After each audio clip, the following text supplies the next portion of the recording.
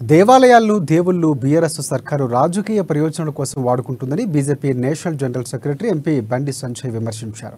ఇటీవల endowment department Kamareddy నియోజకవర్గంలో ఉన్న ఆలయాలకు 10 కోట్ల రూపాయల నిధులు విడుదల చేయడంపై ఆయన ట్విట్టర్ వేదికగా స్పందించారు. యాదాద్రి లక్ష్మీ నరసింహస్వామి వారి దేవాలయం, అలాగే వేములవాడ రాజరాజేశ్వర స్వామి దేవాలయాల్లో సొమ్మును కామారెడ్డి ఆలయాలకు మళ్లిస్తున్నారని పేర్కొన్నారు.